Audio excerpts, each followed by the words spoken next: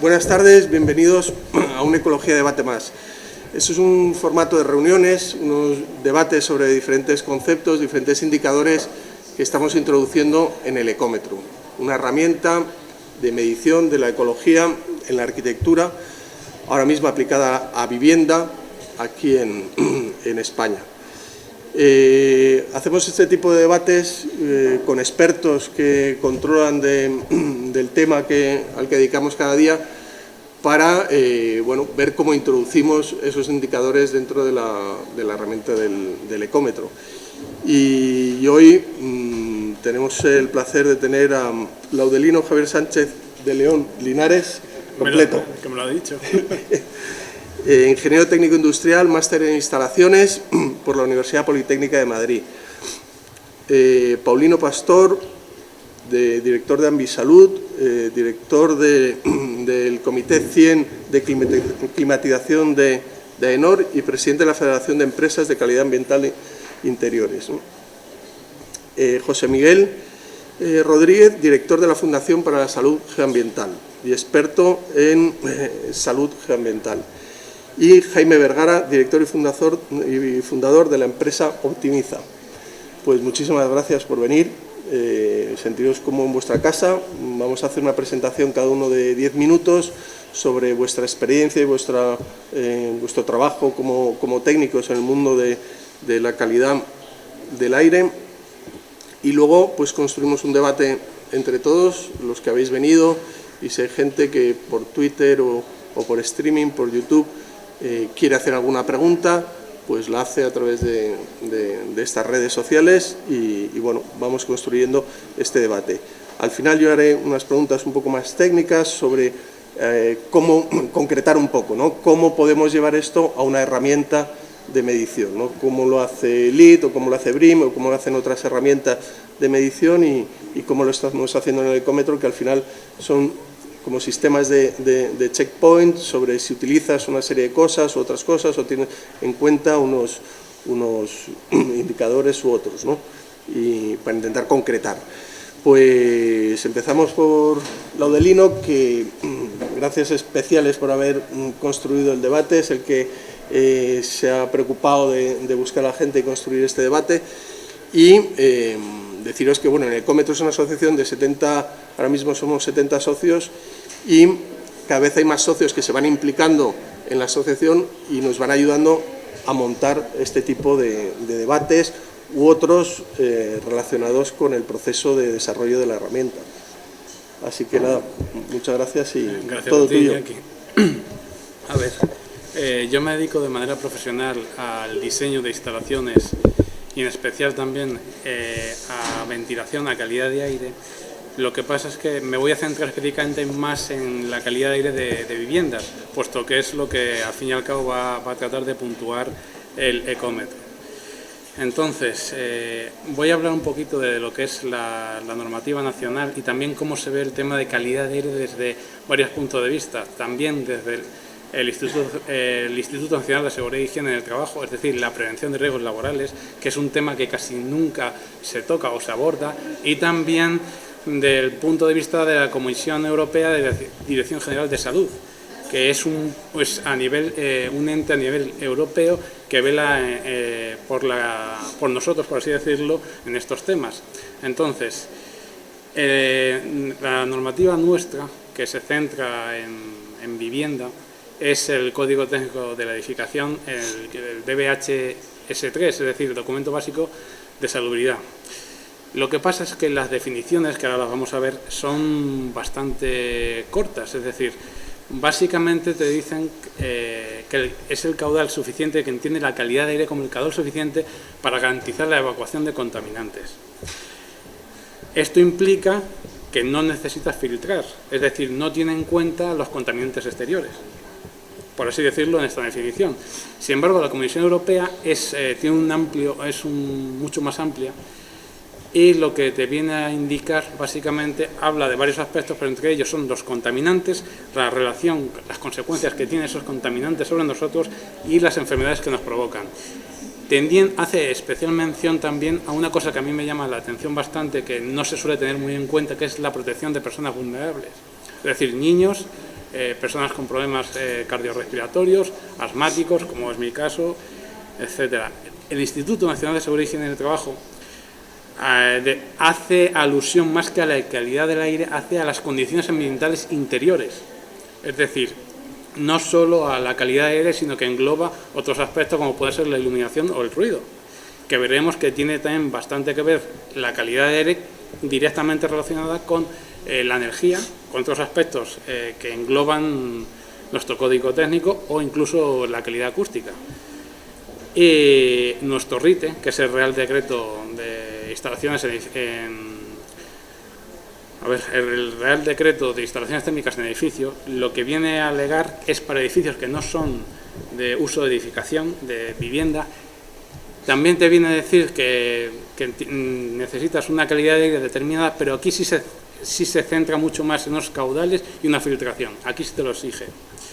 Lo que pasa es que la conclusión que se saca es que las definiciones son un tanto ambiguas, todas vienen a decir que la ausencia de calidad de aire genera enfermedades, o sea, la buena calidad de aire sería aquella que no repercutiera sobre nosotros, y que las definiciones son un tanto ambiguas porque es una definición un tanto dinámica, es decir, la calidad de aire, como los contaminantes exteriores, depende directamente de nuestra calidad de aire exterior.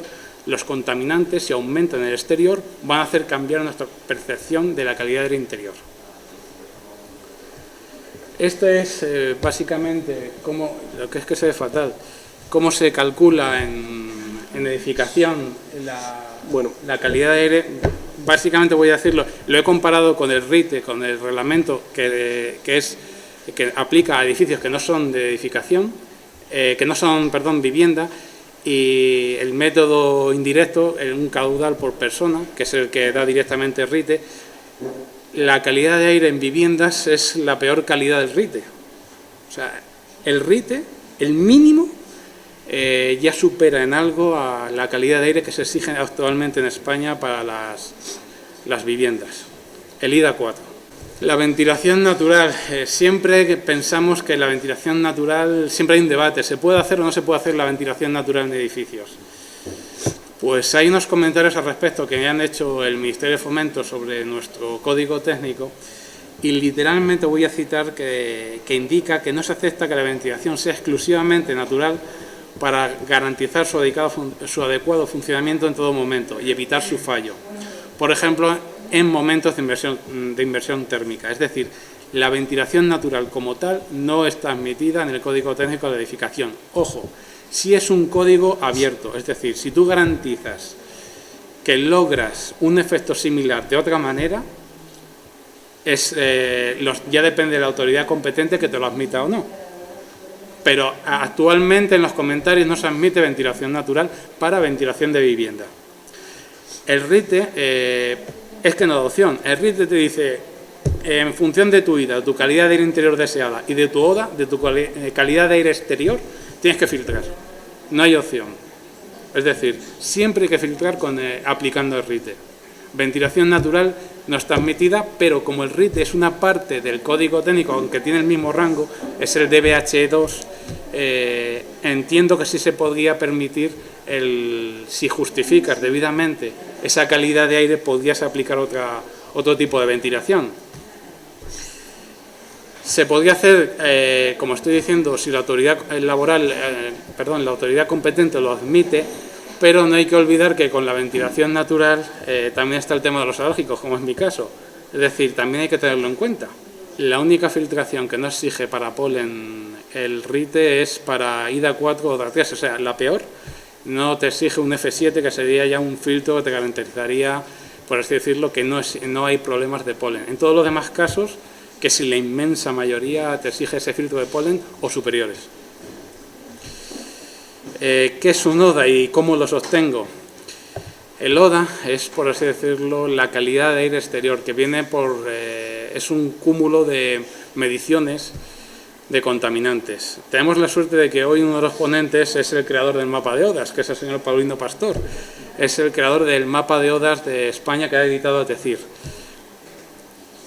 Los ODA se clasifican, según nuestro RITE, en tres categorías. El ODA 1, que sería el aire de mayor pureza, que solo se contamina temporalmente, por ejemplo, por el tema del polen.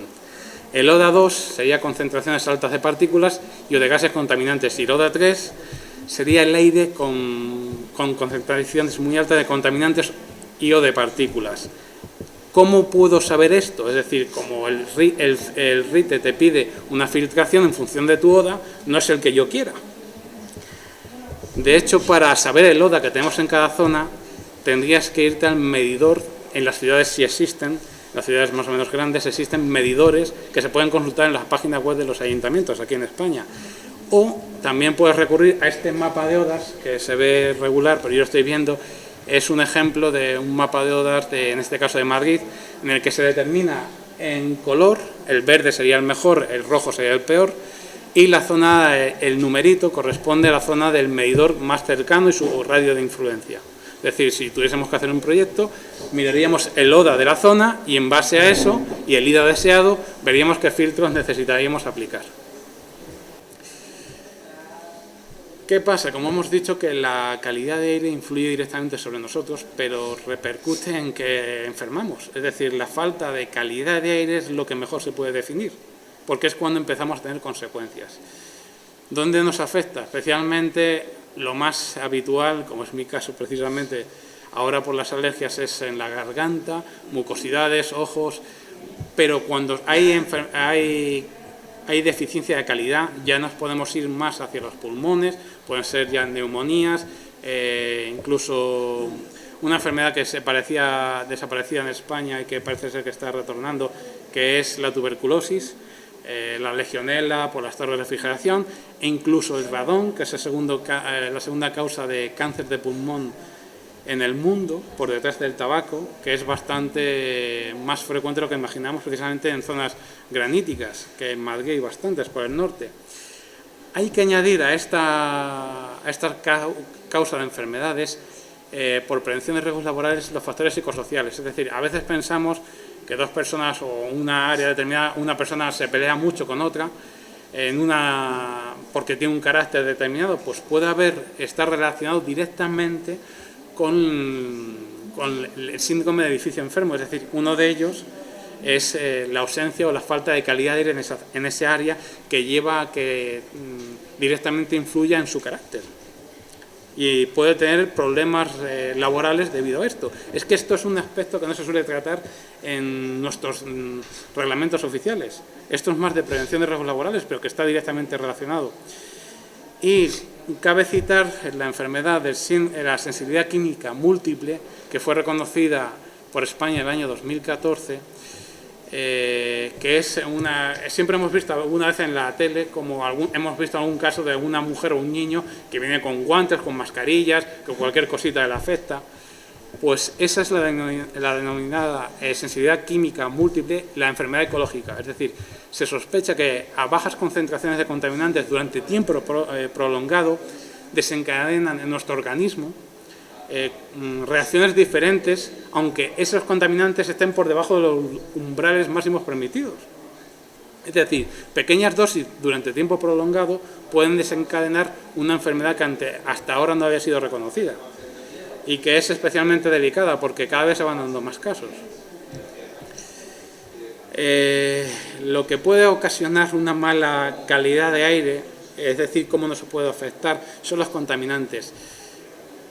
Como contaminante me he querido referir a esta directiva europea porque entiende el contaminante como algo que puede, algo presente en el ambiente que puede dañar a nosotros, pero también a nuestro medio ambiente. Es decir, contaminante no solo es algo que nos puede hacer daño a nosotros, por eso lo cito, para que tenemos que tener claro que calidad de aire ya no solo repercute sobre nosotros, sino que está directamente relacionado con nuestro entorno.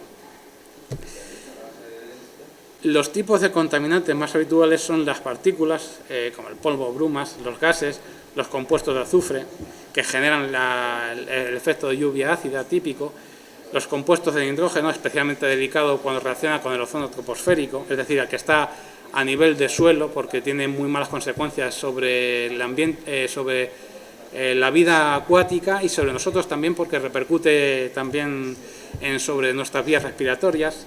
Los óxidos de carbono habituales, monóxido de carbono y dióxido de carbono, y los compuestos orgánicos volátiles.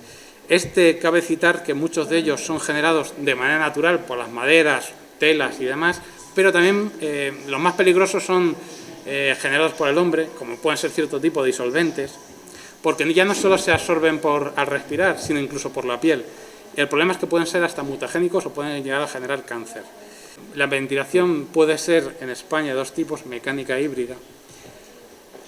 Lo que se intenta es que la ventilación se aporte aire por las zonas donde normalmente estamos, como son dormitorios y salones, y se extraiga por las zonas húmedas, cuartos de baño y cocinas. La ventilación híbrida intenta que sea seminatural, salvo con unos condicionantes, es decir, no puede haber ventilación natural si no hay una diferencia de temperatura entre el interior y el exterior de 30 grados. Esto es algo que no está arreglado. Esto es algo que sabemos por experiencia de haber hablado con los fabricantes y otros. No es algo que venga del legislador, en la normativa nuestra. La ventilación mecánica puede ser de varios tipos. La más frecuente que hemos visto hasta la fecha es con aireadores en fachada o en ventanas y extracción por zonas húmedas. ¿Qué pasa? Esta ventilación no tiene filtración de ningún tipo, ni siquiera para polen, con lo cual es legal, pero no elimina los contaminantes de ese tipo. Y ahora, como vamos, la alternativa, como vamos hacia casas pasivas de consumo casi nulo, el sistema más eficiente es con recuperador de calor que incorpora a su vez filtración. A la vez que ventila, te elimina los contaminantes hasta cierto punto y recuperas energía. Hay operaciones de mantenimiento en nuestras viviendas, en nuestra ventilación de viviendas, pero no es algo que hasta la fecha que conozca nadie haya realizado. Sí está arreglado, esto es del año 2006, 2007 ya aparecía, pero hasta la fecha nadie ha verificado esta vericidad de limpieza. Y aquí tengo unas notas y conclusiones. Lo más significativo que quiero indicar es que hay ciertos contaminantes que nos influyen y que no tenemos en cuenta. Por ejemplo, los patios interiores, esto sí lo quiero llamar la atención, porque muchas veces tenemos chimeneas de calderas a patios interiores que son estrechos. Pues hay ventanas que no son estancas, en su inmensa mayoría hasta hace poco no eran así. ¿Qué pasa? Que por ser patios pequeños no da tiempo a que el aire entre y se renueve. Se genera un exceso de CO2 y de monóxido de carbono. Y gracias a bomberos de consultas realizadas se nos ha comunicado que esto está ocurriendo. Entonces, en patios pequeños existen ya restricciones que el Código Técnico ya no admite para ubicar salidas o entradas de aire para chimeneas, de calderas y demás. Otros factores que quería tener en cuenta es que hay ciertos contaminantes, o sea, no solo tenemos que tener en cuenta nuestros contaminantes, también el disconfort que nos origina, es decir, la calidad de aire se intenta conseguir no solo filtrando el aire o metiendo tal cantidad de aire, también tenemos que tener en cuenta nuestro confort. Es algo que también nos marca nuestro RITE. La limpieza interior, o sea, la limpieza que nos marca la normativa no solo es para conductos, pero habría que tenerse en cuenta también la limpieza ecológica de nuestras dependencias, es decir, tenemos que utilizar productos que sean lo menos dañinos o tóxicos hacia nosotros mismos, que muchas veces lo desconocemos, y como contaminante también es algo que nos puede hacer daño a nosotros o a nuestro medio ambiente, buscar lo que sean menos dañinos o biodegradables. Y aquí eran las sugerencias de datos posibles a evaluar por el ecómetro. Uno de ellos que había considerado es que los conductos de ventilación para ventilación de nuestras viviendas, que fueran por zonas comunes, no esté regulado tampoco y es un problema. Preferiblemente con doble flujo, ventilación mecánica con doble flujo, puesto que nos permite también optimizar el ahorro energético y la filtración. Incluir en el libro de uso y mantenimiento la limpieza ecológica. También sería algo que consideraría bueno para el ecómetro, que se garantizase de algún modo la formación a las personas sobre lo que tienen a su alcance, lo que es, que el desconocimiento es muy atrevido, y sobre lo que tienen a su disposición, que se quedase de alguna manera regulado, la parametrización de la calidad de aire de algún modo, porque lo que no se ve o no se entiende no se aprecia. Es decir, si no nos enfermamos pensamos que siempre está bien. Entonces había pensado en que tuviesen una base de datos, el ecómetro, con parámetros a medir en diversas zonas que pudiera tener al alcance de ver realmente nuestra calidad de aire interior y compararla con el exterior. Y por lo menos acreditar que nuestros sistemas de limpieza obligatorios en España se hacen. Como mínimo esto para garantizar la calidad del interior y que viniese reflejado como algo a puntuar favorablemente en el ecómetro. Muchas gracias. Pues muchas gracias a ti, Lino, muy interesante. Voy a hacer un simple comentario y seguimos. Claro, la normativa que se basa el Código Técnico, sobre todo en evacuar los contaminantes que tenemos interiormente, me ha venido a la cabeza aquella noticia que vino por Reyes de este año, o sea, la fecha de Reyes, el 5 o el 6 de enero, donde decía que en Madrid ya se había cumplido todos los límites de dióxido de nitrógeno, creo que era... El 5 de enero ya habíamos sobrepasado todos los límites de dióxido de nitrógeno para todo el año del 2015. ¿Es cierto eso? Sí, de dióxido de nitrógeno. Que a veces, sobre todo aquí en las grandes ciudades, tenemos más contaminantes casi fuera que dentro, ¿no? Bueno, pues luego nos metemos ahí en el debate a fondo con estas cosas. José Miguel. Bueno, como íbamos a hablar de calidad de aire, lo primero que nos tenemos que plantear es qué entendemos por calidad del aire. Parece una pregunta muy básica, pero es una pregunta que tiene muchas respuestas. Existe una ley que es del 2007 que habla de calidad del aire y de protección de la atmósfera, pero esta ley no se puede aplicar a la calidad del aire interior. Luego, la nota técnica de prevención del Instituto de Seguridad y Higiene en el Trabajo, que ya hacía mención Lino, define que el aire en locales dedicados a oficinas y servicios generales en los que no se realizan actividades de tipo industrial. Luego tenemos unas guías del 2010 de la OMS con unos valores límite de algunos contaminantes que es del año 2010, que también es un poco antiguo, ¿no? La anterior de la OMS era del 2000, o sea, han tardado 10 años en... Quizá la mejor definición de calidad del aire la encontramos en las normas de ENOR, en la norma UNE, que dice que son las condiciones ambientales de los espacios interiores adecuadas al usuario y a la actividad. Ahí pone varias variables y además hace mención tanto a contaminación, factores físicos y químicos, como microbiológicos, ¿no? Y luego está el Real Decreto, el RITE, que para mí y bajo mi punto de vista está muy pensado para lo que son la industria instaladora, más que buscando factores de salud del personal, ¿no? Están quizá más enfocado a muchos factores técnicos, de renovación de aire, a una serie de tasas, pero bajo mi punto de vista adolece de un verdadero búsqueda de la salud a través de una instalación adecuada, ¿no? ¿Qué ocurre con los hogares? Pues que realmente para los hogares no hay una legislación, no tenemos una legislación marco donde vayamos y digamos, a ver, señora Pepita, en su casa no puede haber más de 0,20 partes por millón de formaldehído porque es malo para usted y para su salud. Eso no lo tenemos, ¿no? La Fundación para la Salud Ambiental está trabajando en desarrollar una norma basada en la experiencia de nuestras mediciones y de la relación que vemos entre contaminantes en interiores de hogares y enfermedades que ocurren al cabo de años, ¿no? ¿Qué ocurre dentro de un hogar? Pues que toda la base en la que se puede basar ahora alguien para medir es errónea, porque está basado en valores límites ambientales pensados para contaminación atmosférica de exterior, o en límites de exposición profesional, pero eso en un hogar no es válido.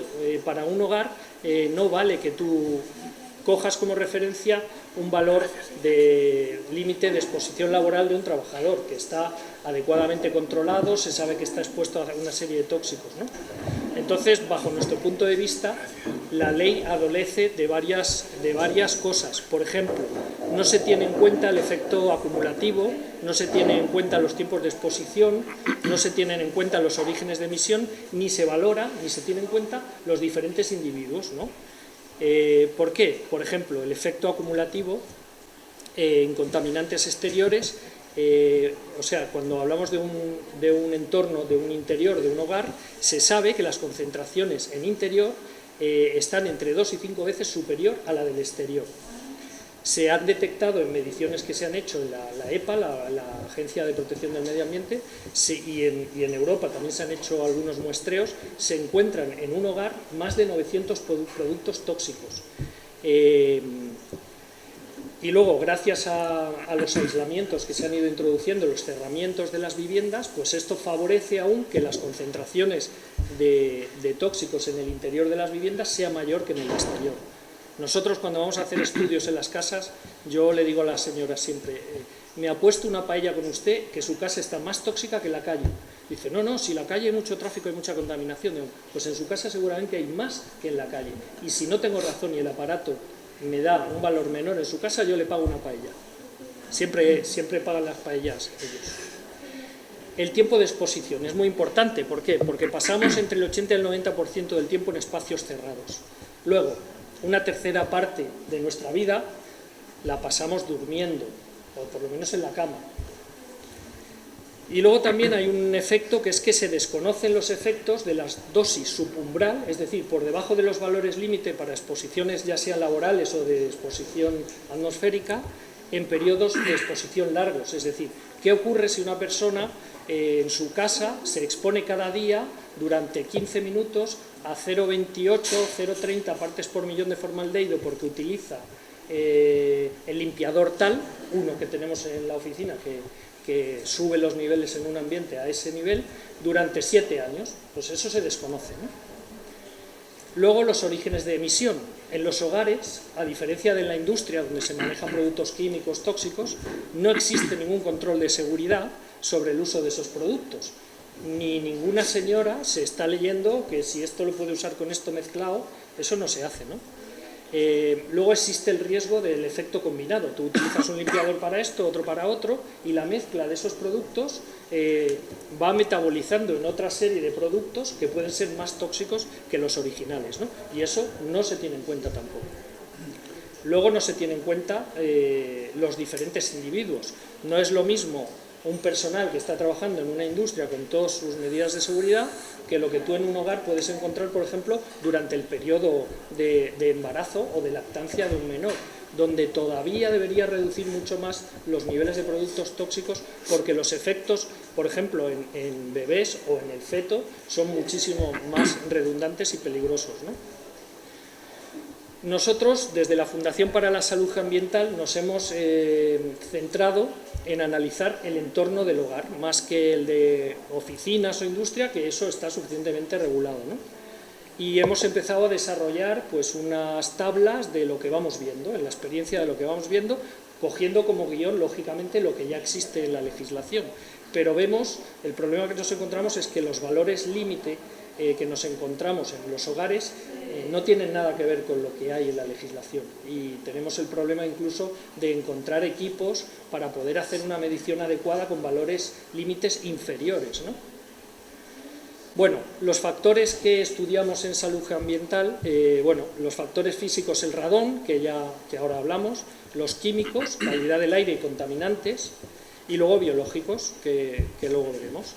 Los físicos, el radón, bueno, pues el radón es un gas noble, pero es un gas radioactivo y sus descendientes provocan cáncer de pulmón, es la segunda causa de muerte por cáncer de pulmón a nivel mundial, y hay una sesión del ecómetro que se habla del radón. ¿Cómo se mide? Bueno, pues nosotros podemos medir mediciones de corto plazo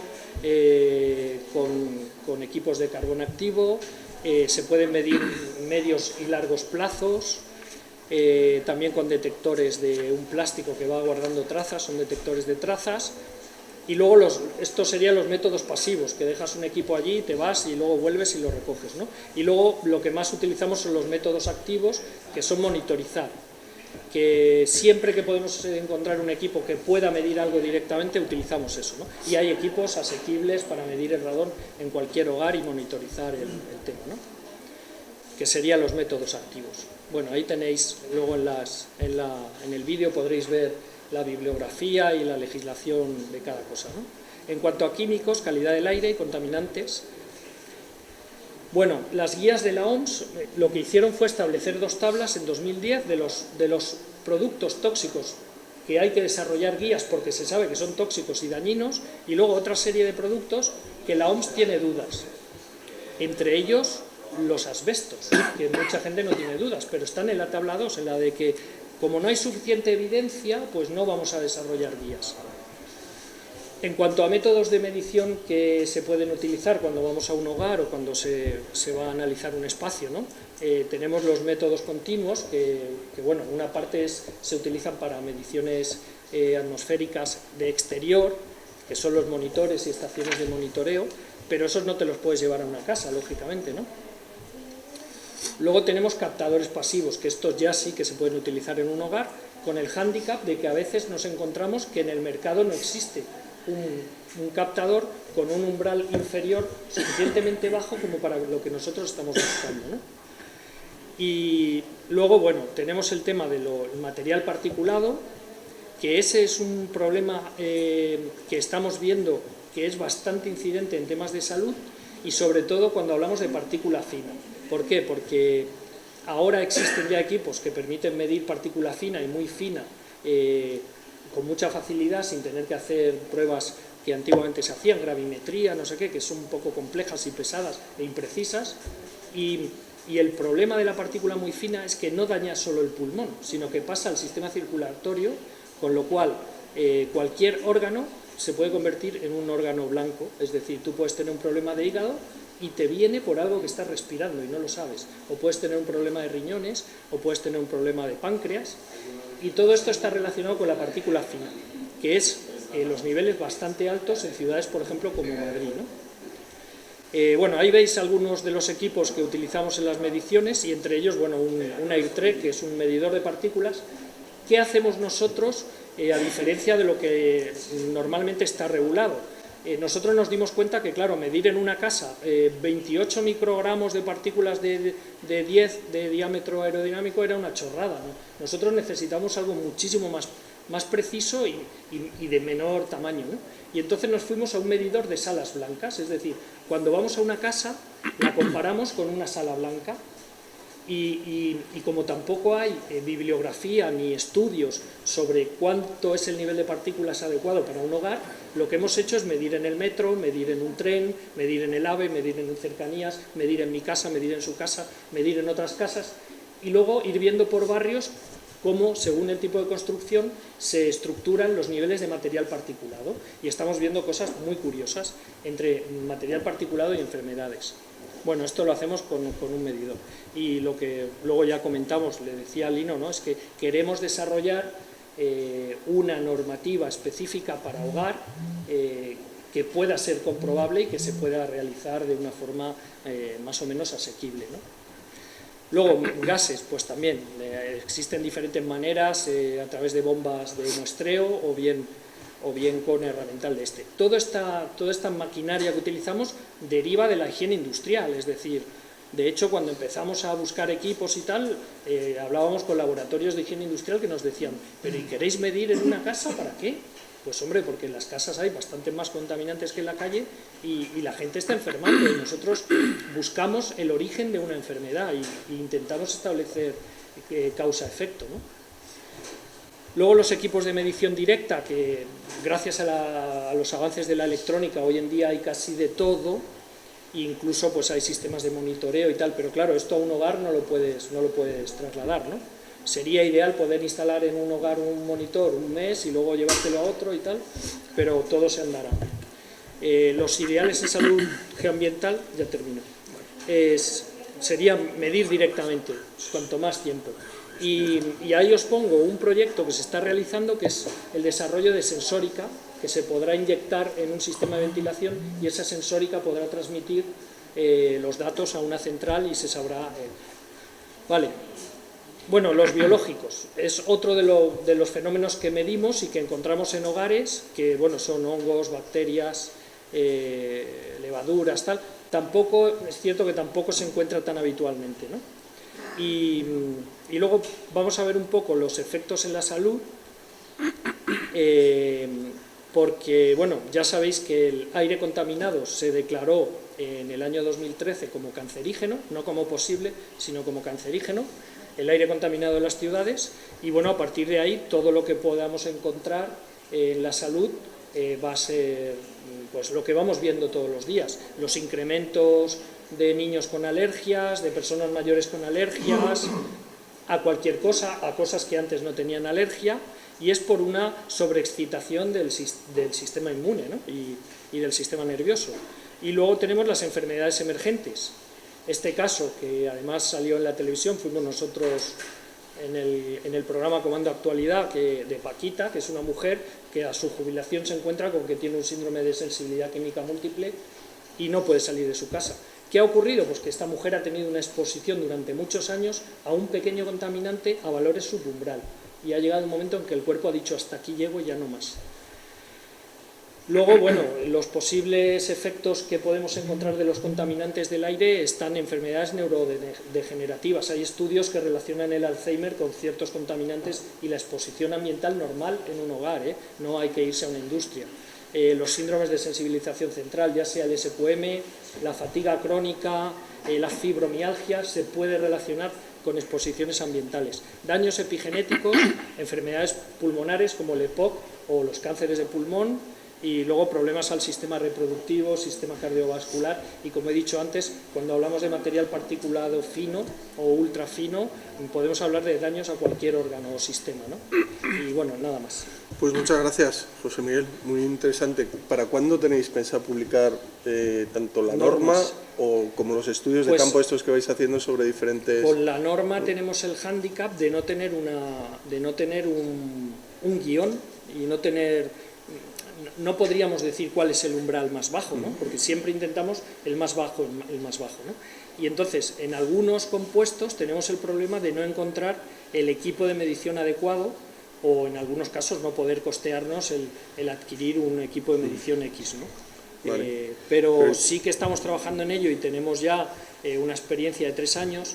Tenemos datos muy concretos de algunas enfermedades y algún contaminante expuestos y cruzados, y eso ya es revelador. Lo complicado es establecer ese límite, ¿no? Igual siempre el más bajo no es el mejor, o sea, hay límites tolerables, ¿no? Bueno, ese sería uno de los debates. Es un camino a andar. Claro, es un tema que vamos a dejar para el debate.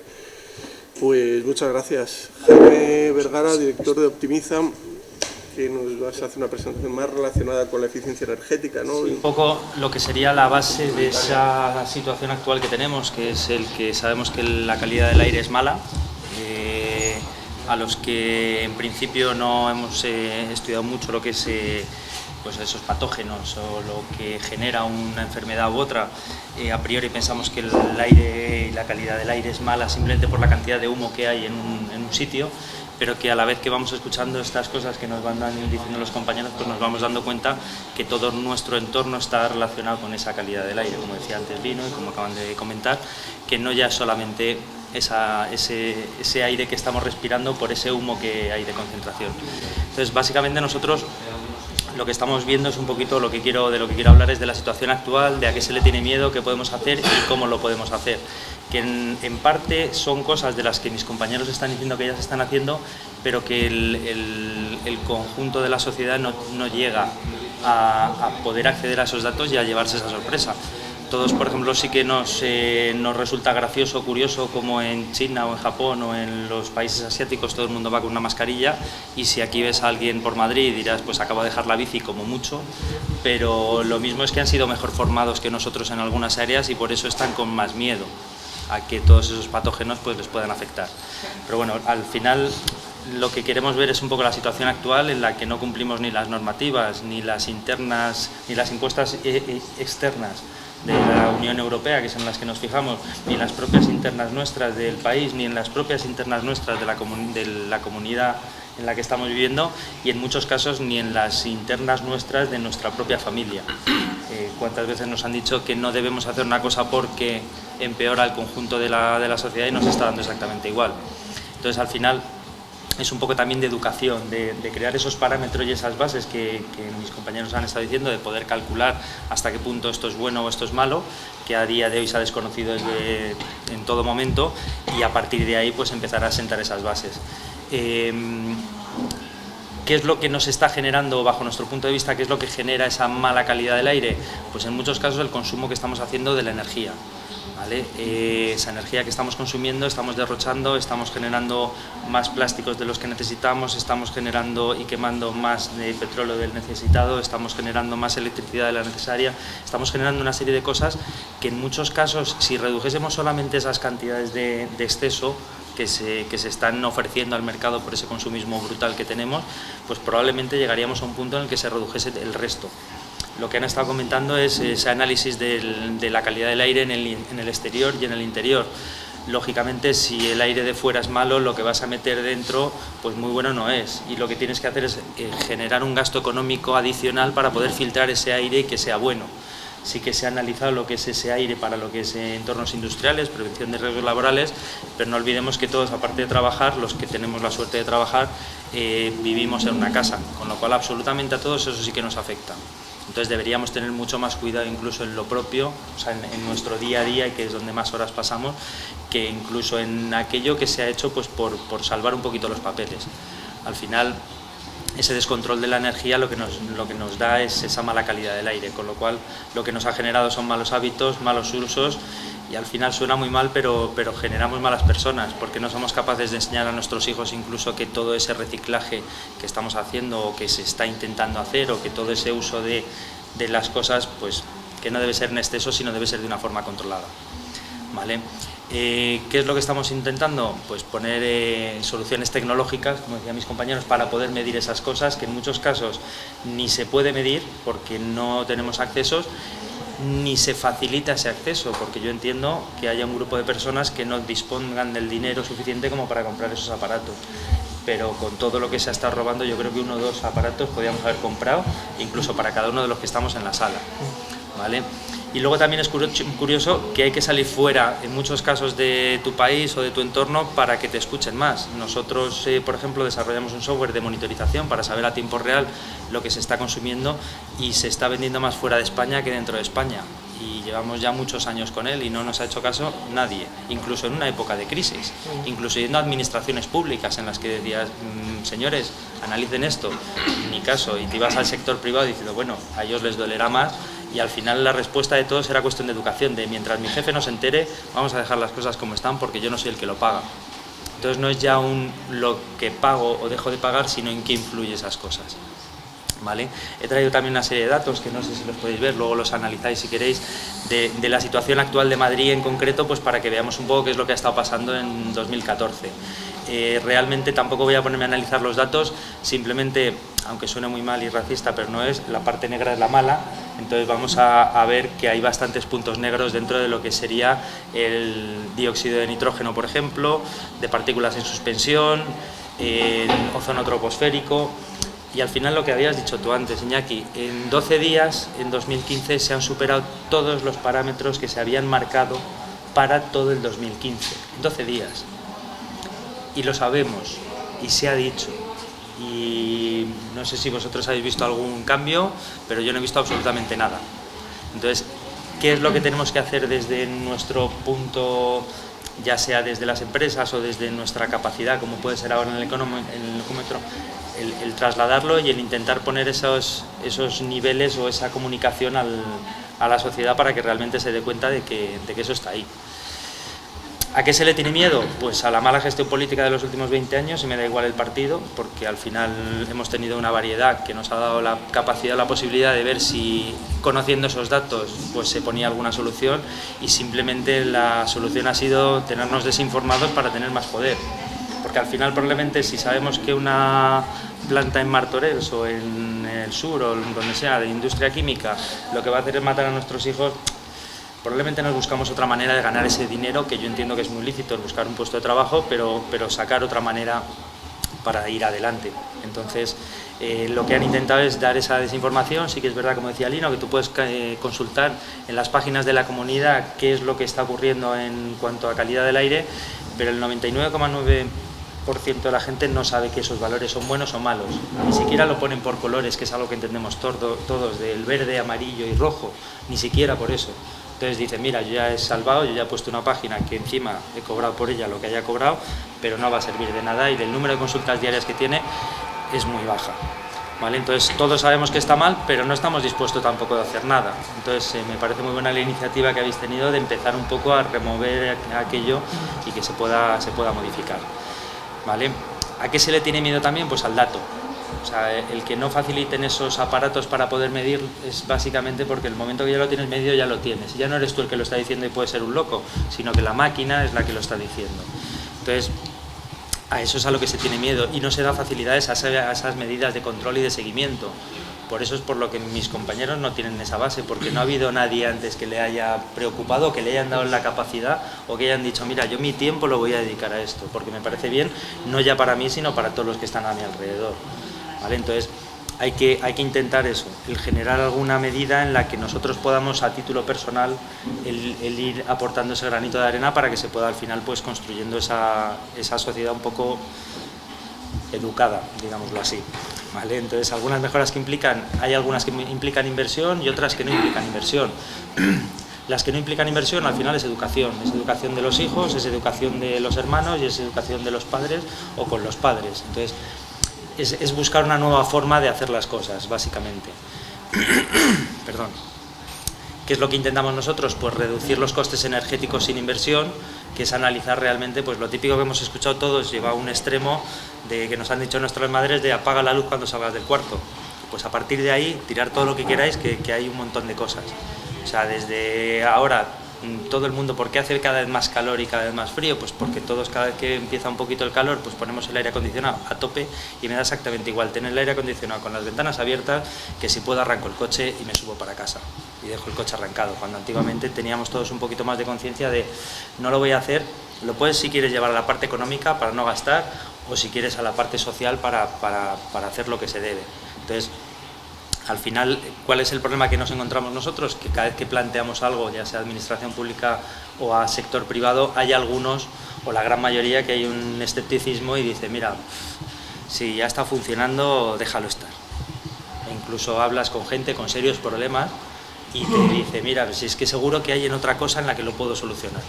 Entonces, lo que sí que se debería hacer es, y que es lo que estamos haciendo nosotros, a todos aquellos que están generando un ahorro, le estamos diciendo que reinvierta ese ahorro o gran parte de ese ahorro en seguir mejorando, con lo cual llegará un punto en el que el beneficio va a ser muchísimo mayor, ¿vale?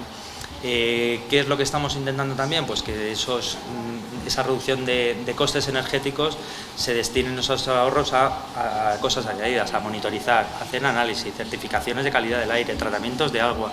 Hay un punto muy importante que sería, si realmente se empieza a cumplir, que llevado a los colegios es lo que se hace en los concursos de entre clases, es a ver quién lo hace mejor y al que lo hace mejor le doy el premio entre la clase A y la clase B. Pues hagamos lo mismo, al ayuntamiento que esté cumpliendo, pues le vamos a dar dinero que encima vamos a tener la suerte que lo va a tener que pagar el ayuntamiento que no lo está cumpliendo, con lo cual ahí generas un ciclo en el que, aunque parezca muy de niños, se puede empezar aunque solo sea por envidia de lo que está haciendo el otro, que nos guiamos mucho por envidia, pues intentar tirar por ahí, ¿vale? Hay una serie de causas y de cosas que se pueden ir haciendo. Hacer un mapa de público realmente que se entienda para aquellos que no tienen esa educación de saber si 3 partículas o 3.000 o 3 millones o 400 de trazas, mini trazas o lo que sea, para alguien que sea de la calle y que diga esto está bien, esto está mal, lo estamos haciendo bien, lo estamos haciendo mal, ¿vale? Y facilitar esas herramientas. Sí que es verdad que ahora hay controles o aparatos que son más de uso doméstico y que se están empezando a meter dentro del sistema, ¿vale? Para que se puedan realizar, ¿vale? Básicamente es, y se ha dicho mucho, que lo que no se conoce no se puede cambiar, ¿vale? Entonces, intentar cambiarlo. Si conocer la solución, pues empezar a medir para poder conocer y multiplicar todos los puntos de medición para publicar y luego poder publicar esos resultados para poder obtener ese beneficio, ¿vale? Nada, simplemente vuelvo a lo mismo, intentar monitorizar, saber lo que está ocurriendo en cada uno de los sitios, desde lo que es una planta y lo que es el exterior de lo que está soltando esa planta, para que todos tengamos acceso a saber lo que está haciendo esa planta, aunque cree 100 puestos de trabajo, y llevaba al punto extremo que es las casas, ¿vale? Entonces, básicamente aquí explicamos un poco lo que es el software y que lo que intentamos es dotar de inteligencia propia a los centros de control, o sea, al final el que no tenga que haber nadie, sino que nos estén diciendo qué es lo que tenemos que hacer. Y soluciones de eficiencia energética para minimizar ese impacto sobre la calidad del aire, pues hay muchas, las conocemos, y lo que no hay que hacer es engañar a la gente y decir que son más caras de lo que es beneficio, porque lo que es caro es morir. Entonces el resto pues da igual. Así que básicamente esto es lo que quería un poco contaros. Pues muchas gracias, Jaime, muy interesante. De cara luego a las preguntas ya te voy a dar un tema donde pensar, que todos estos equipos se podrían meter ya en el presupuesto de obra de una vivienda. Si hacemos una vivienda unifamiliar que cuesta 150 o 200.000 euros, no sé cuánto nos gastaremos, ya nos lo dirán luego, en poner 4 equipos que puedan medir, que puedan parametrizar y que puedan ir construyendo también ese mapa global y que al final nos acostumbremos los técnicos a tener esa herramienta como de medición e incluirlo dentro de los proyectos, ¿no? Pues te metes, introduces ahí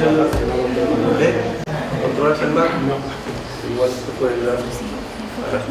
Y otro tema que hablabas que es muy interesante es el tema de la fiscalización. O sea, como realmente empezamos a premiar, no sé si compitiendo entre ayuntamientos, pero a fiscalizar de alguna manera el tema medioambiental, es decir, de las licencias de obra de edificios que vayan con cierta certificación, o aunque sea una certificación energética de momento, sean más económicas que las mismas.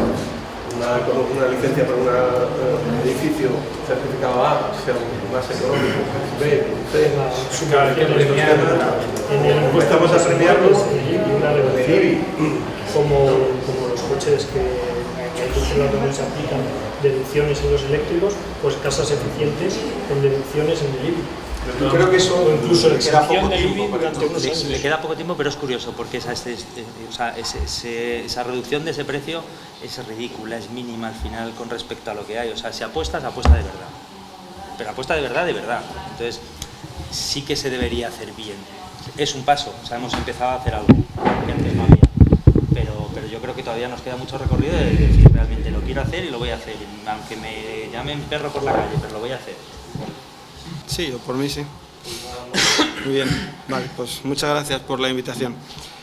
Bueno, yo había preparado una presentación que está muy enfocada en casos prácticos. La verdad es que mi ámbito de trabajo, a diferencia del vuestro, está más enfocado a edificios de oficinas, centros comerciales, entornos públicos, digámoslo así, ¿no? Y es donde nos movemos, y los casos que os voy a comentar pues van en esa línea, ¿no? Al final, los edificios tienen su vida útil, tienen su vida normal, y en la inmensa mayoría de los casos no nos damos cuenta o no apreciamos que puede haber algún tipo de problema de calidad ambiental en interiores, pero a veces sí que surgen cosas, ¿no? Y estas cosas, la verdad es que en algunos casos son incluso muy llamativas, ¿no? Y trascienden en los medios de comunicación, y al final eso acaba por colgar el San Benito, digámoslo así, a los edificios, ¿no? Y tiene un impacto también de repercusión en cuanto a responsabilidad social de las empresas en las que ocurren estos problemas, ¿no? Entonces, tiene bastante importancia desde ese punto de vista. Os decía que yo lo que he hecho ha sido coger una selección de algunos típicos problemas que hemos detectado, pero los he ilustrado con la noticia de prensa, digamos, ¿no? Hemos sacado el recorte de prensa, el recorte digital en este caso, y lo hemos ilustrado, porque parece que cuando las cosas salen en prensa ya toman carta de realidad, ¿no? Y bueno, por eso lo hemos hecho así. Algunos ejemplos. Por ejemplo, en El País hace un tiempo pues sacaban un estudio que se ha realizado en el que decían que el 30% de los edificios sufren deficiencias de ventilación. Pues sí, efectivamente, edificios con una cierta antigüedad pues no cumplen los requisitos de RITE actuales, están obsoletos, y al final falta de ventilación, concentración de determinados contaminantes que nos causan problemas variados, ¿no? Aquí veis un ejemplo también de contaminación fúngica, y este es un ejemplo curioso. Es un poco antiguo ya, porque es de hace unos cuantos años. Ocurrió en Honolulu, en Hawái, y es un hotel. En Estados Unidos sabéis que la gente tiene mucha tendencia a llevar a juicios a los demás cuando algo te perjudica. Pues este es un turista que llegó a este hotel, estuvo allí una semana, tuvo un problema de alergia debido a los hongos, aquello le causó una problemática y el hombre pues fue al juzgado, denunció y al final varios millones de euros de indemnización, varios millones de euros de dólares en este caso, de limpieza y remediación del hotel, al final tiene un impacto importante. Y en este caso, pues ellos tienen esa cultura de la denuncia, que aquí no tenemos, y que que cuando la tenemos al final es dificilísimo que aquello llegue a buen puerto, ¿no? Pero en su caso sí. Y esto no solamente pasa en Hawái, aquí lo veis también en el Ayuntamiento de Barcelona, 120 funcionarios de un edificio por una contaminación por Aspergillus, pues algunos de ellos desarrollaron algún tipo de sinusitis, etcétera, algunos tipos de enfermedades también de tipo respiratoria, de garganta, etcétera, y al final pues tuvieron que vaciar ese edificio durante un tiempo hasta que pudieron controlarlo, ¿no? Aquí veis, por ejemplo, síndrome del edificio enfermo, que se habla mucho de este concepto. La verdad es que yo os tengo que decir, yo llevo 25 años metido en este mundillo haciendo mediciones, haciendo estudios, y el síndrome del edificio enfermo como tal como lo describe la OMS, es algo rarísimo, ¿eh? Nosotros no lo hemos encontrado habitualmente, o sea, quiero decir, ahora os digo los 4 parámetros que describen un edificio enfermo, es algo muy raro. Normalmente lo que hay es un edificio que tiene una problemática concreta, con lo cual deja de ser síndrome. Eso es lo más común. Pero bueno, hay muchos edificios que se les ha declarado como edificios enfermos. Aquí veis un ejemplo en Canadá, creo que era este, en el que al final pues la gente presentaba problemas pues esto de tipo respiratorio, etcétera, pues se dan casos, ¿no? ¿Qué significa síndrome del edificio enfermo? Pues primero hay una cifra clave que es 20%. Ese 20% de personas que presentan sintomatología adversa no es una cifra casual. El 20% de la población, pues como nuestro compañero, desgraciadamente tiene problemas de alergia. Y el síndrome del edificio enfermo genera una sintomatología muy parecida, con lo cual lo que se considera es que cuando se supera esa barrera, algo anómalo está ocurriendo. Personas teóricamente sanas están teniendo problemas, con lo cual estamos en una situación extraña y por eso se denomina el edificio enfermo. Y tiene que haber otra característica, que la sintomatología desaparece cuando la gente deja de estar en el edificio. Hay una relación causa-efecto, tengo problemas, ¿no? Eso es fundamental. Y la sintomatología tiene que ser inespecífica porque ese es el concepto médico de síndrome. Tengo un problema, pero no tengo muy claro la causa. La OMS dice que un 30% de los edificios puede estar enfermos. Ya os digo, mi experiencia, no quiero contradecir a la OMS, pero Dios me libre, pero creo que es excesivo, ¿no? Esa cifra. Sintomatología, pues aquí veis unos ejemplos, ¿no? Dolor de cabeza, congestión nasal. Dolor de cabeza es extremadamente inespecífico, eso te puede ocurrir porque no has dormido, porque no aguantas a tu jefe, por 1000 cosas, ¿no? Pero sí, de ahí para abajo, congestión nasal, garganta seca, irritación ocular, sí que parece que está muy íntimamente relacionado con una problemática de contaminación en el ambiente, sea pues cualquier cosa, la fibra de vidrio, los hongos, los volátiles. Es el problema, que al final casi todos los contaminantes nos dan unos síntomas muy parecidos, con lo cual no es tan fácil llegar a un edificio y preguntar a la gente, ¿qué les pasa a ustedes? Pues me pican los ojos, se me irrita la garganta. Ah, pues esto es fibra de vidrio. No, porque como muchos de los contaminantes nos hacen el mismo efecto dañino, no tenemos esa facilidad, ¿no? Entonces es complejo. El estudio de los síndromes del edificio enfermo son muy complejos, ¿no? Aquí veis un ejemplo también también aquí en España, la Consejería de Sanidad en Carabanchel. Pues los trabajadores denuncian porque dicen que han enfermado en el centro de salud. Aquí la enfermedad es de las personas, no es del edificio, pero bueno, es que el síndrome del edificio enfermo, en realidad habría que decir síndrome del edificio patógeno, porque son las personas las que enferman, no el edificio, ¿no? Pero bueno, así es como se denomina. La Ciudad de la Justicia en Málaga, también síndrome del edificio enfermo. Veis que hay casos, muchos, y algunos muy llamativos. Aquí veis otra tipología de problema. Amianto en un edificio. El amianto, como sabéis, se utilizó en los años 70, incluso los bomberos obligaban a que se hicieran este tipo de aplicaciones. A ver si no lo veis ahí. Bueno, veis el perfil que está justo encima del conducto de fibra de vidrio, ese recubrimiento blanco es amianto.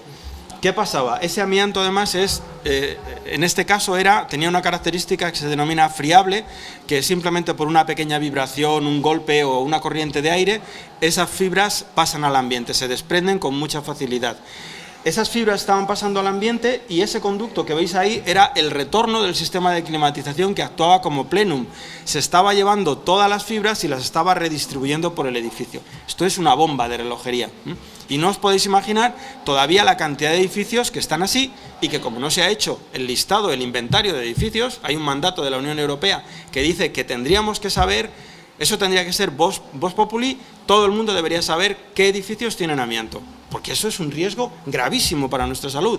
No lo sabemos, es una información desconocida. Entonces podemos estar trabajando en un edificio con este problema oculto y no hay todavía esa obligatoriedad de saberlo, ¿no? Cuando presentamos nosotros el informe de este edificio, esto estaba ocupado por una empresa norteamericana, en 15 días el edificio se vació. Los americanos no se andan con tonterías porque, lo que os decía antes, ¿no? Ellos están muy acostumbrados a esas denuncias, esas inversiones, o sea, esas indemnizaciones millonarias y, bueno, pues esto era una situación dramática y se vació. Luego el edificio, lógicamente, hubo que descontaminarlo y, bueno, pues creo recordar que se gastaron algo así como 2 o 3 millones de euros, era un edificio grande y quitar eso es complicadísimo. Por ejemplo, el Radio Televisión Española pues ha tenido varios edificios con muchos problemas, ha habido incluso que derribar edificios porque era más costoso quitar el amianto que directamente deshacernos del edificio. Otra problemática curiosa que veis, ¿no? Voy pasando diferentes tipos de problemas. La lipoatrofia semicircular también se dio en algunos casos, se dio en un edificio, que se puede decir porque salió en la prensa también, el edificio de Gas Natural en Barcelona. Allí alojan a 1000 y pico personas en el edificio y 200 de ellas generan este problema.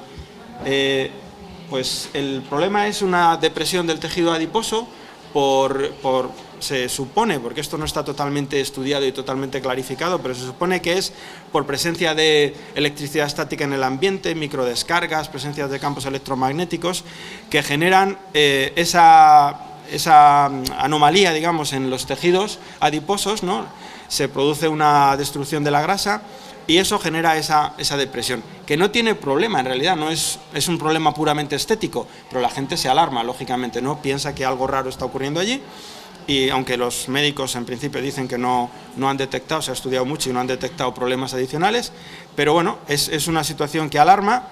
Y en el caso este que os digo de Gas Natural, pues esas 1000 y pico personas hubo que sacarlas del edificio, reubicarlas. Imaginaros el problema y el coste que eso supone, ¿no? Aquí veis el recorte de prensa. Gas Natural desaloja su sede central por una rara enfermedad en la piel de los trabajadores, que era la lipoatrofia semicircular. Problemas de lipoatrofia en la sede de Caprabo, por ejemplo, también tuvieron 30 casos. Hubo un momento que salieron, fue como una especie de epidemia, se empezó a detectar un montón de casos de lipoatrofia en muchos edificios.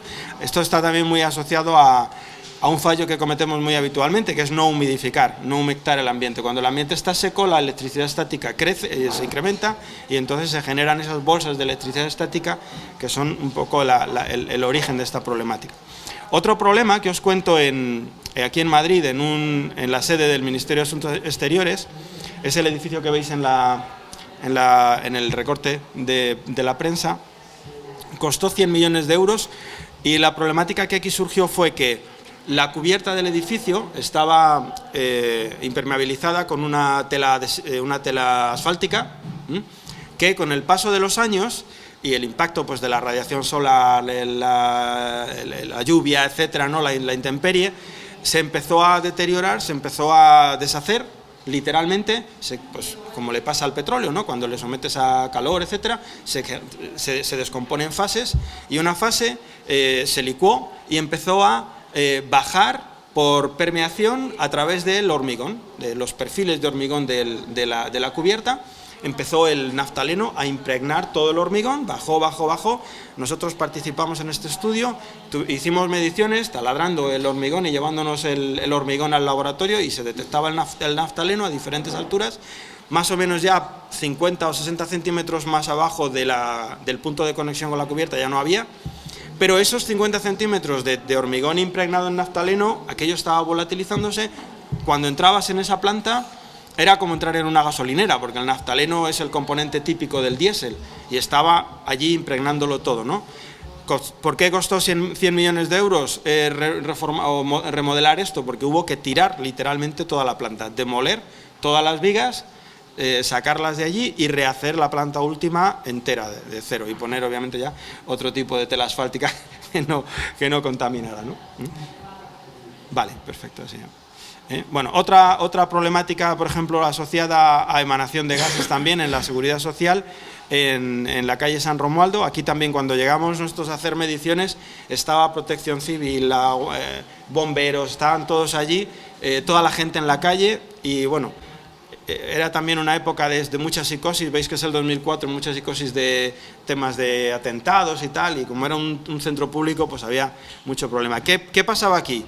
Pues que en la planta de arriba habían puesto un laboratorio, ese laboratorio no tuvo la precaución o el cuidado de gestionar bien sus vertidos líquidos, y echaban todo el químico por el desagüe, y el desagüe estaba conectado lo habían conectado recientemente, por eso surgió el problema, lo habían conectado a un desagüe de una bandeja de condensados de un climatizador, con lo cual se estaba llevando todos los volátiles y los estaba metiendo dentro del local, ¿no? Y aquí se montó un pollo impresionante por algo tan sencillo como eso, ¿no? Que estaban tirando el químico del laboratorio de arriba, ¿no?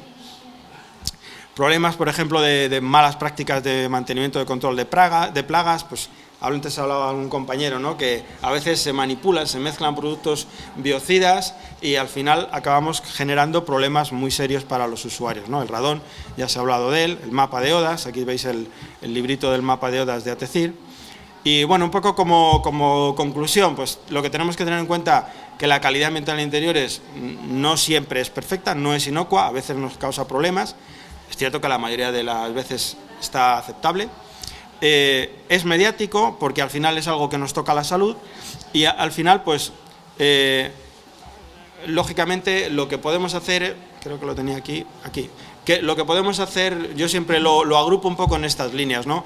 Ventilar, pero como a veces la ventilación, la calidad del aire exterior no es muy buena, habrá que filtrar ese aire que metemos del exterior, en tanto en cuanto no disminuyamos los contaminantes en la calle. La higiene es muy importante, hay que asegurarnos que todos los sistemas de climatización, e incluso nuestras casas, porque hay siempre 1000 rincones en los que prolifera la contaminación en este caso, por ejemplo, biológica, controlar los focos de contaminación y medir, ¿no? Medir, ya se ha hablado mucho, el compañero ha hablado mucho de medir, para conocer que es la forma de actuar, ¿no? y corregir. Y nada más, muchas gracias. Pues muchísimas gracias, Pablo. Como una pregunta, como presidente del Comité de Cien AENOR, ¿todo esto está en debate ahora mismo en AENOR? Sí, en AENOR hay un comité, el 100 es el de climatización, que yo soy presidente del 100, pero en realidad el que trabaja en calidad ambiental en interiores es el 171, que yo también formo parte, aunque no soy el presidente, y este sí que está diseñando, creo que tú hiciste la referencia de la 171-330, esa se ha trabajado en el comité 171. Y este es el que traduce todas las normas europeas que nos vienen de la ISO, todas las ISO de la serie 16000, que son las de calidad de aire en interiores, se traducen, se transponen a nuestro cuerpo normativo español, y hacemos algunas de elaboración propia. La 171-330 es de elaboración propia. Yo ahora la estoy presentando en Europa a nivel de ISO, porque yo creo que ha sido una norma pionera, y la hemos presentado y estamos teniendo mucho apoyo de los alemanes para convertirla en norma ISO, toda la serie de normas 171-330. Porque nosotros, esta serie de normas, uno de los aspectos que para nosotros es muy importante, hemos diseñado una metodología para implantar sistemas de gestión de la calidad ambiental en interiores. Lo mismo que la ISO 14001, pues una ISO que no sabemos qué número le darán, pero que para nosotros es una UNE, la UNE 171-330 parte 3, dice cómo implantar un sistema de gestión, porque al final la arquitectura lógicamente tiene que generar un edificio lo más saludable posible en cuanto a uso de materiales, etcétera, etcétera, pero ese edificio, por muy saludable que sea, como no se gestione correctamente, tarde o temprano empezará a generar problemas. Con lo cual, hay que tomar el relevo, ¿no?, de que el arquitecto nos deje el edificio en muy buenas condiciones y que el gestor luego lo gestione de la mejor manera posible y le saque el máximo partido. Y eso, pues nosotros lo hemos protocolizado con esta norma, con la 171.330 parte 3, que como os digo, estamos en proceso de convertirla en una ISO, ¿no? Aunque es complicado, llevamos 4 años y es difícil encontrar apoyos. Muy bien, pues abrimos un poco de debates. No sé si tenéis alguna pregunta, o si tiene algo concreto, algo en Twitter o en Facebook, ¿no? Sí, a mí me gustaría, escuchando a todos, o sea, lo que habéis explicado, que creo que es un problema muy importante, que sería lanzar la idea de que sería a lo mejor todo lo que sería obra de rehabilitación muy importante que se tuviera en cuenta, sobre todo en las obras de rehabilitación sería muy importante, creo, tener en cuenta estos factores, porque es en el momento en que ese tipo de materiales, por alguna actuación, se puede intervenir y esos elementos volátiles que están presentes y esas partículas que a lo mejor se van desprendiendo de una manera más pausada, en el momento que hay una rehabilitación el riesgo es mucho mayor. Y creo que sería en ese tipo de actuaciones importante que a nivel normativo se tuviera en cuenta. Luego me gustaría también compartir con vosotros una experiencia personal. Yo viví en Nueva York en el momento del 11 de septiembre. Ahora se sabe que las torres es una cosa que ha estado tapada muchos años. Fueron explotadas con explosivos y se generó básicamente las torres se convirtieron en polvo. El acero cayó, pero se generó una nube tóxica y aproximadamente, si no estoy mal, creo que murieron 2.800 personas a causa de la demolición de las torres. Pero lo que mucha gente no sabe es que aparte de estas víctimas de la demolición de las torres, han muerto más de 1.000 personas de los bomberos y de las personas que estaban limpiando los escombros. Y estas personas han muerto a causa de la toxicidad de los materiales de las torres, porque había mucho amianto. Y el Ayuntamiento de Manhattan, de Nueva York, tiene abierta una oficina de información porque esto en estos momentos es un problema de salud pública. Hay miles de personas afectadas sobre este tema. Quería compartir esto con vosotros. Bueno, sobre el tema que comentas de los materiales en rehabilitación, bueno, sea en rehabilitación o sea en edificio nuevo, en Francia ahora mismo ya hay unas etiquetas que tienen que llevar todos los materiales, sea la pintura, sea una moqueta, sea cualquier material de construcción que tú vayas a utilizar, viene con una etiqueta y esa etiqueta tiene una serie de letras, de la A+ a la C.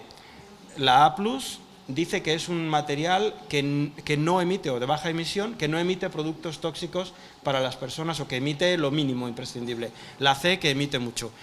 El vendedor puede venderlo todo, pero tiene que dar la información. Es como la etiqueta energética nuestra. Tú tienes que saber lo que compras y tú decides si compras clase A+ o clase C. Es obligatorio. Ahora mismo todos los materiales que se venden tienen que llevarlo. Y al final esto sirve para que el arquitecto diga, oiga, yo le voy a poner todos los materiales A+, con lo cual sabe usted que por lo menos eso está ya controlado, ¿no? La emisión de los compuestos volátiles va a ser la mínima que hoy por hoy nos permite la tecnología. Y yo creo que esa no es nuevo tampoco, ¿eh? Los alemanes ya hace años tenían otra etiqueta que le llamaban Blue Label y esto está funcionando en muchos sitios, pero la novedad es que en Francia ya es obligatorio por ley tenerlo, ¿no? Y yo creo que es una línea de trabajo muy interesante porque al final es informar, ¿eh? Y todos los materiales pues se tienen que testear en un laboratorio y ese laboratorio te dará la letra, ¿no? Con lo cual esa es una línea muy interesante. Y el tema del amianto en Estados Unidos, había oído eso que comentas de las torres, y yo hice un curso de inspector de amianto en Nueva York y estuve trabajando allí algún tiempo, y para ellos ha sido un boom, o sea, el tema del amianto, pero porque también ellos metían amianto absolutamente en todos los sitios. Nosotros hacíamos estudios en los edificios y cualquier panel de pladur había que coger una muestra porque podía llevar amianto. Aquí el pladur nunca se le ha metido amianto como carga, pero allí sí, allí lo metieron absolutamente en todos los sitios. Entonces, es un tema que para ellos es muy grave, y es que lo tienen por todas partes, y claro, surgió ese problema por ese uso intensivo, ¿no? Pero bueno. Tiene luego el problema del plomo también, que lo han usado de forma masiva en pinturas, sí. Y que casi todas las casas de hace 10 años tienen plomo en las pinturas. Y están empezando a tener problemas de salud en niños, ya totalmente identificado por el problema del plomo, de exposición a plomo de las madres durante el embarazo. Con lo cual volvemos a lo mismo, a dejar esa información, y aunque haya esa información, a no querer darla, porque al final son grandes lobbies. O sea, tú, el que ha estado vendiendo amianto en Estados Unidos, o los que han estado fabricando pinturas, pues probablemente cuando hayan hecho el estudio habrá algún ingeniero, algún químico que haya dicho, oye, y cuida con esto, ya se le han cortado la mano y le habrán dicho, y tú fuera, o toma tanto que no nos interesa. Entonces a mí me parece sorprendente lo que has comentado antes, que llevéis 4 años y que todavía estéis buscando ayuda de gente para poder aprobar una normativa que lo que va a redundar es en una salud. Entonces, que estemos todavía en esa situación y que digamos, no, es que los alemanes, como antiguamente, hace 40 años, no, los alemanes ya decían que si tan difícil es que empecemos a hacer algo como estamos haciendo aquí en España, de calificar, que parece que ha sido un boom ahora la calificación energética de A++, tal, y estamos todos encantados, y nosotros los primeros que tenemos una asesoría energética, pero tan difícil era haberlo empezado a hacer hace tanto tiempo, y ahora que lo sabemos, ¿por qué no se está haciendo? O sea, al final, y volviendo un poco a lo que decías tú, todos vivimos en una casa, todos sabemos qué productos hay en el mercado, pues lo que tendrán que hacer es marcar algo para que la conjunción de esos productos no puedan generar esa problemática de mezclas, que es muy complicada. Soy consciente que es muy complicada, pero un poquito de educación, entonces, para saber que sí, que no. Es la información. De todas maneras, en España tenemos una mala costumbre, que hasta que algo nos lo impone desde fuera no hacemos mucho caso. Y hablo en particular, por ejemplo, de radón, y hay una directiva a nivel europeo que nos obliga a los Estados miembros a hacer un mapa de radón de toda España. La fecha tope es el 2018, sin embargo esto en países, incluso no están dentro de la Unión Europea, se aplica ya. O sea, no es algo que esté ahora una directiva europea, pero es que en España tenemos, por desgracia, un poco la costumbre de hacerlo siempre a última hora. De hecho, cuando se redactó la primera del Euratom, se traspasó a la normativa española, se obvió el tema de las viviendas para no crear pánico, ¿no? Como nos decían. Y decías tú, 1000 personas murieron en Nueva York por el amianto, 900 personas mueren cada año en España de cáncer de pulmón directamente relacionado con el radón. 900, bueno, da igual, 1300 con el automóvil, 900 con el radón, así se puede acabar con el paro rápidamente. ¿Tenemos otra pregunta por ahí? Vamos a meter un poco más el dedo en la llaga, si os parece, y yo creo que hay una responsabilidad muy grande de los gobiernos, de las empresas. El amianto se sigue fabricando amianto en otros países. O sea, estamos mal en España, peor que en Francia, pero hay otros países que están todavía peor. Esto es un desastre, señores. O sea, en los años 60, el señor Samarans, que era gobernador civil de Barcelona, sabía que el amianto era cancerígeno, lo sabía, porque le llegaron informes del hospital, no creo que hospital era, de que había una relación con... Cero, no hizo nada.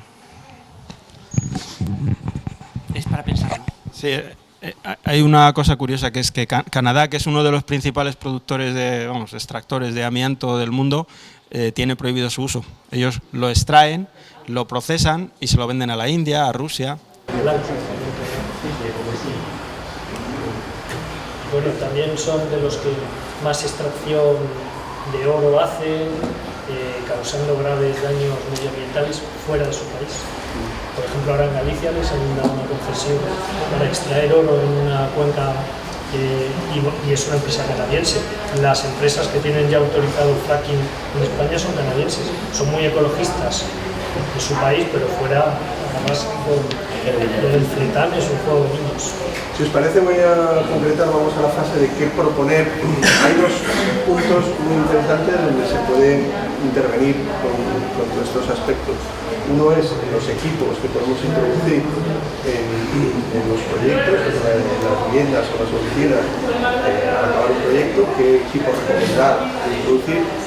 Y otro punto que trabajamos mucho, que creemos que es muy importante desde el punto de vista de la ecología y que no se le hace ni caso como técnicos de diseñadores de proyectos, que es el manual de uso y mantenimiento. Es un copia y pega que metemos en todos los proyectos, que es muy genérico y que realmente debería poder ayudar al cliente a usar bien su vivienda, y ahora mismo no se le hace ningún caso, ¿no? Entonces, un sistema de certificación como el ecómetro podríamos recomendar o tener párrafos que se incluyen dentro del manual de uso y mantenimiento y que puedan ayudar a lo que yo decía al principio, a una formación, que los técnicos también cuando entregamos un edificio incidamos un poco en, oye, de esto, o se le explica, o se le da 2 horas a explicar un poco cómo funciona. Y al final hay muchos tóxicos que los metemos a través de, por ejemplo, los productos de la limpieza, ¿no? Hay un montón de tóxicos que vienen a través de ahí y eso puede venir en un manual de... Entonces, bueno, y cualquier otro tema que se os ocurra que creáis que podemos incluir en un sistema de certificación, pues lo comentáis. Cualquiera. Si queréis empezamos con los aparatos que podríamos introducir y que costes más o menos muy orientativos pueden tener, pero para medir pues de calor o dióxido de nitrógeno o diferentes. Nosotros en cuanto a lo que es consumo energético y consumo tanto de luz como de gas, de lo que es energía al final, de hecho planteamos un proyecto en México para viviendas de nueva construcción. Al final lo único que se necesita es un analizador de redes y algo de nítido. El 99% de las casas ya tienen comunicación por wifi o por red, con lo cual es algo muy básico que dentro de lo que decías tú de un proyecto de 200.000, 180.000, 80.000 si quieres, estamos hablando de un coste de 400 euros. Algo que lo que nos va a permitir es un poco tener ese conocimiento de lo que estamos consumiendo en electricidad. Aparte del gas que se uniría a esa otra fase, pues podríamos estar hablando de otros 150 euros. O sea, podríamos estar hablando que en un momento dado, dentro de un presupuesto de 60.000, son 500 euros. Es muy poco. Lo único, más que el aparato, es que antes de decir un aparato en general, primero hay que saber qué pedir. Es decir, no es lo mismo una vivienda en una población rural que aquí en Madrid, que ya es más desarrollado. Entonces, el equipo como tal dependerá de la zona y de la contaminación o de los contaminantes que hay en el exterior y de lo que tengamos dentro. Porque primero hay que saber qué medir para poderlo cuantificar. Pero por ejemplo, nuestra parte, que está mucho más enfocada, empezamos a analizar la parte del aire, pero se nos hace un poco más sobre la energía, con el aire más o menos, y nos definimos al final más por la parte energética. Si con la parte energética hemos intentado medir hasta los contadores de compañía, y el contador de compañía, que es una normativa que se marcó hace ya tiempo, que tendría que ser accesible para los usuarios, incluso esa que ahora se está empezando a aplicar, los propios comercializadores o distribuidores, como pueden ser las grandes casas, incluso esos, los aparatos que están poniendo ahora y nos están cobrando más caros, no tienes la capacidad tú como usuario de acceder a eso. Estuvimos planteando también es el coger y decir, bueno, vamos a venderles ese software a ellos que tenga un precio ridículo para una vivienda, 1 euro, ¿vale? Y incluso en ese caso nos hemos topado con un muro enorme. Y sí que es verdad que la parte de calidad de aire sí que tienes que saber qué medir más o menos. Pero empezando a medir ya empiezas a generar un poco ese mapa. Con respecto a eso, para que no lo sepan, en el ecómetro lo que hacemos antes de medir nada, bueno, nada relacionado con el proyecto, medimos el entorno, que es la parte que llamamos mapa de aproximación, que es la construcción de un mapa con los datos de impacto de cada lugar y donde lo suyo sería ir enlazando mapas de radón, mapas de calidad del aire, información que se va generando a través de Big Data y sistemas de información geográfica, y que podamos construir un mapa simplemente enlazando toda esa información, ¿no? Y que poco a poco vayamos midiendo. Y y obviamente no es lo mismo estar aquí en el centro de Madrid que estar en la zona rural, ¿no? Es un debate muy interesante sobre eso, ventilación mecánica, ventilación forzada, y bueno, pues ahí hay que construir el criterio para saber qué medir, ¿no?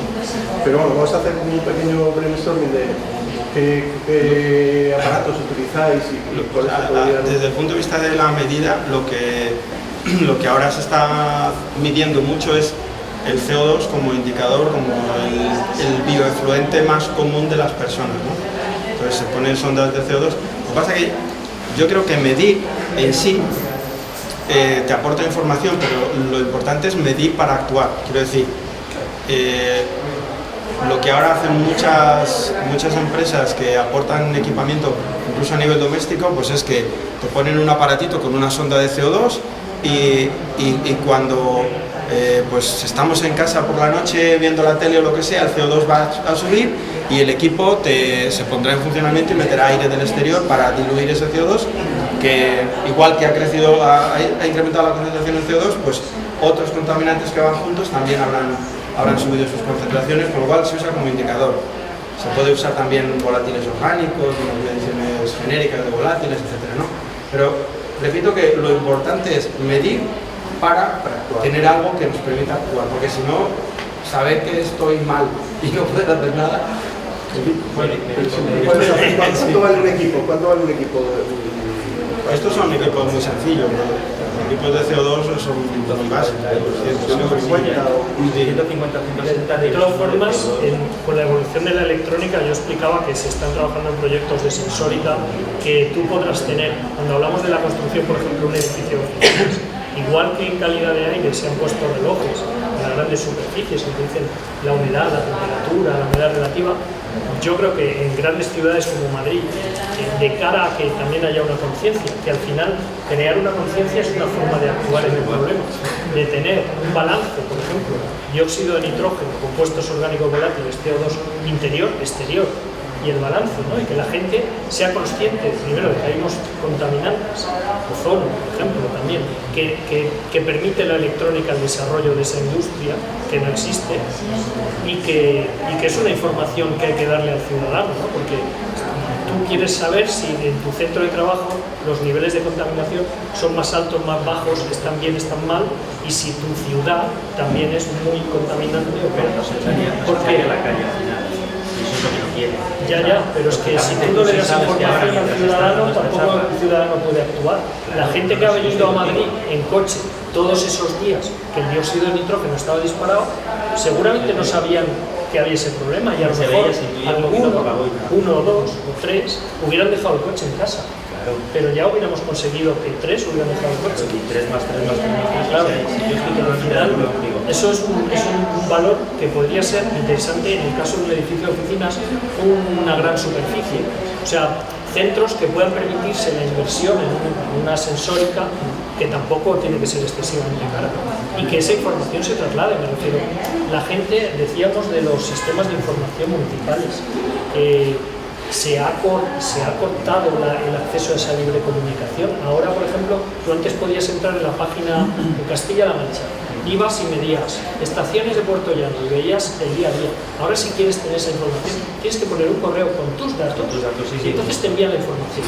Eso es cortar lo que dice la norma europea de libre acceso. Han cambiado la legislación, es decir, hemos ido para atrás. En Madrid han hecho lo mismo. Tú ahora, si quieres entrar en una estación a ver los parámetros de calidad del aire, tienes que poner tu correo e identificarte.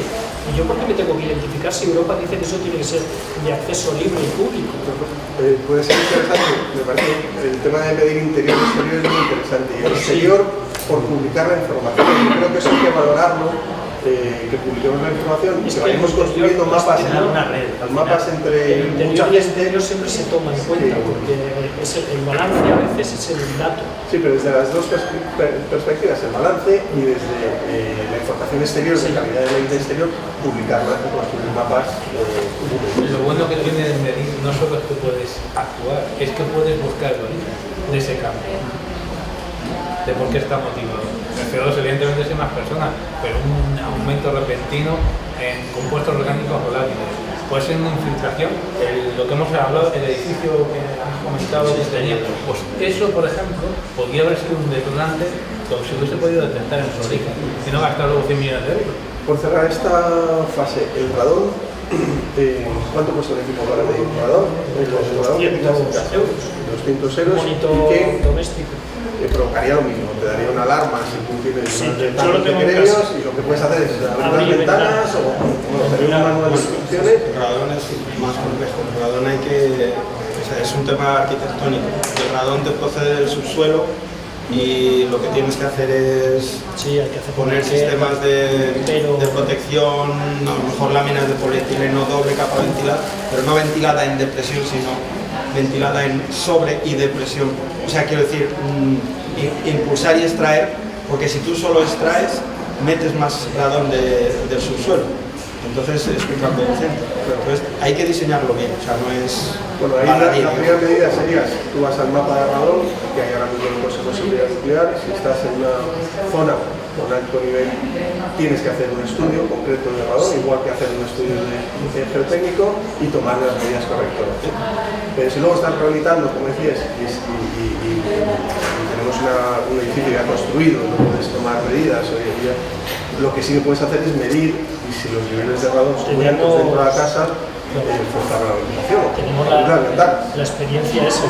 Yo, por ejemplo, vivo en zona de radón, tengo monitor de radón y yo cuando veo que en el periodo corto sube a 90 becquerelios metro cúbico, pues yo lo que hago es ventilar y baja inmediatamente. Si ese caso sube por encima de 200 becquerelios, lógicamente esa casa necesitaría una intervención, pero ya lo sabe, el ciudadano sabe que hay un problema, de la otra manera no lo sabe. Luego bueno, hay medidas eficaces, es que el problema es que está todo desarrollado. Con el tema del radón, el Consejo de Seguridad Nuclear lo tiene hecho, yo estuve el Instituto Torroja lo tiene hecho. Sí, hace 2 semanas estuve dando un seminario de habitabilidad en el Torroja y estuve con la gente que está desarrollando todo el tema del radón. Ellos lo tienen muy trabajado y la idea es que en el próximo código técnico pues haya un mapa de radón y que se identifiquen zonas de más o menos riesgo. Aquellas que tengan más riesgo, el código técnico exigirá una serie de medidas de construcción que se tendrán que implantar. Es lo que se hace en Estados Unidos. En Estados Unidos tienes pues, varios niveles de zona, porque esto es una cuestión puramente geológica, donde te ha tocado, pues ahí, y tienes que implantar unos sistemas de protección a nivel de evitar que entre dentro de la casa, ¿no? Pero eso lo sabe Torroja desde hace 10 años. La pregunta es, como usuario, ¿qué puedes hacer? O sea, yo como propio usuario que tengo una vivienda, de repente empiezo ya a medir los grados, ¿qué puedo hacer para la administración pública? O sea, voy a la policía y digo, ¿no tiene radón? No, claro. O sea, es que no hay articulado nada. No, pues esto es contratar a una empresa que sepa lo que hace y que te arregle. O sea, quiero decir que es una cuestión puramente constructiva, de albañilería y arquitectura. O sea, en un edificio de 12 plantas. No, en un edificio de 12 plantas. O sea, esto solo es un problema asociado al suelo, al punto de contacto entre el suelo y la tierra y la vivienda. Lo que viene siendo el garaje y el bajo. O sea, que los que vivimos ya a partir de un tercero, los de abajo pasamos de... Pero además pasa una cosa, como efectivamente no está esa información bien especificada, tú has dicho, llamas a una empresa, pero ¿a qué empresa? ¿Qué empresa? Ahí es donde porque al final lo único que queda son los pelos de pecho para ganarse en situaciones como esa. Hombre, ya no hay nada. Seguridad Nuclear, asesora. Tenemos puedes que llamar a cerrando, Rentabilia, puedes llamar a la Fundación para la Salud Ambiental. Solo por decir, compuestos orgánicos volátiles, es fácil medirlo, cuánto cuesta el equipo. Hombre, ya son algo más costoso, pero un equipo, un monitor de estos de Haltech igual cuesta 700 euros. Puede que haya algunos más baratos, no sé. ¿Qué más sería necesario? Un equipo para medir a nivel de ppbs. Sí. Tienes que ir a 5.000, 6.000. No, pero hay equipos asequibles que te dan con una fiabilidad del 90%. Yo sé que la norma ENOR no los reconoce como equipos válidos, pero nosotros hemos hecho trabajos increíbles con equipos de 700 euros. Y hemos solucionado problemas de salud en personas expuestas a formaldehído, a 0,80 hasta 1,34 partes por millón en su casa, gracias a un fabuloso en barniz de urea formol, que debería estar prohibido por la ley, no está prohibido, y esa señora estaba totalmente enferma y tenemos analíticas, tenemos con un equipo, me refiero, una cosa es querer hacer una medición exactísima de laboratorio con un captador pasivo, dejarlo, y otra cosa es ir a un lugar y hacer un estudio, o una oficina, y hacer un estudio y ver si hay un problema. Hemos hecho un estudio en una oficina donde había un problema puntual de alergia, de irritación y no sé qué, y lo que encontramos, que no encontrábamos, de casualidad, al entrar en la sala de juntas, se nos dispara el medidor de formaldehído. ¿Qué pasa? ¿Qué pasa? Buscar, señora de la limpieza, déjame ver que has fregado, sí, hace 2 minutos. Ese era el problema de la oficina, me refiero. Claro, si quieres hacer de una formaldehído, sí, no, yo te decía de volátiles, o sea, un analizador de volátiles con... Pero el formaldehído, la metodología con un medidor en continuo no está reconocida en la ENOR, porque no, ahí lo único que viene en la norma es captador pasivo y luego laboratorio, y en cambio hay equipos ya, si es que la electrónica está creciendo. Perdonad, nos tenemos que ir porque cierran a las 9. Muchísimas gracias, Rodrigo, Jaime, José Miguel, Lino, ha sido un placer, y a todos vosotros por haber venido. Os mandaremos igual algún correo preguntándonos alguna cosa y consultándonos cuando estemos metiendo todos los indicadores. Y bueno, pues nos ha dado tiempo, pero yo creo que ha sido muy interesante. Muchísimas gracias.